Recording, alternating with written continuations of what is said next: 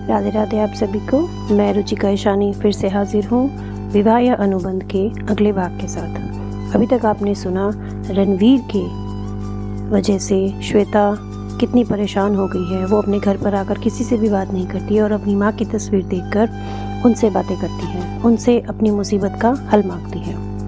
अब आगे फिर उसकी नज़र माखन चोर पर जाती है और वो गुस्से में कहती है, और तुम खाओ अपना माखन, बात नहीं करूँगी मैं तुमसे। हमेशा मेरे साथ गलत करते हो, लेकिन इस बार नहीं, समझे। फोटो को रखकर श्वेता बेड पर आंखें बंद कर लेट जाती है।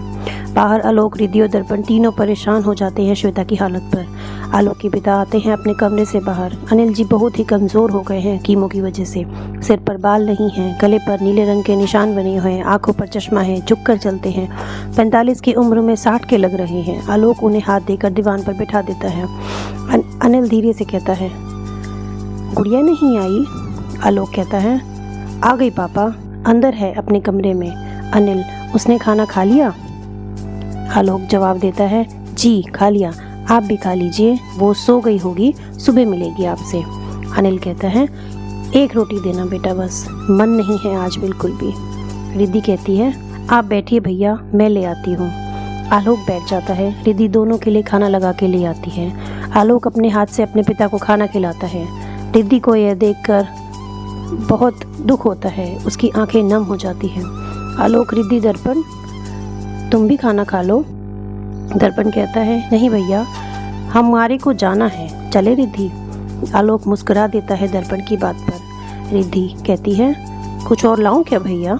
आलोक कहता है, अरे नहीं, बस तुम लोग जाओ। रिद्धि और दर्पण चले जाते हैं। आलोक अपने पिता को वापस उनके कमरे में सुला देता है दवाई देकर, और फिर बाहर आकर खाना खा लेता है। उसे श्वेता का व्यवहार समझ में नहीं आता और वो सोचता है, कुछ तो गड़बड़ हुई है आज। सुबह तो सही गई थी जॉब पर, बल्कि आज तो वो बहुत खुश थी क्योंकि परसों उसका जन्मदिन है और सैलरी भी कल मिल जाएगी उसको। तो फिर ऐसा क्या हुआ? अभी जाकर पूछता हूँ उससे। आलोक खाना खाकर किचन साफ करके श्वेता के कमरे में गेट खटखटाता है।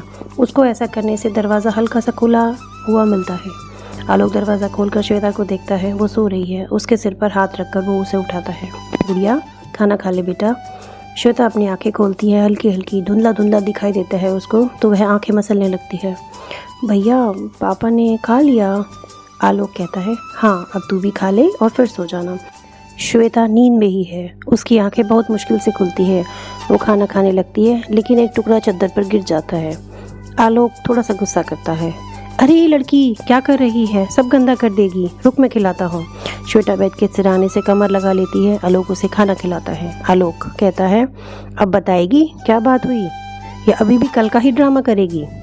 श्वेता अपनी आधी खुली आंखों से आलोक को देखने लगती है और कहती है, समझ में नहीं आ रहा भैया, कैसे बताऊँ आपको?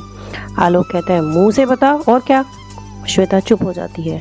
एक सन्नाटा सा पसर जाता है कुछ पलों के लिए। आलोक कहता है, ठीक है, नहीं बताना तो कोई नहीं, चल तू सो जा, मैं जाता हूँ।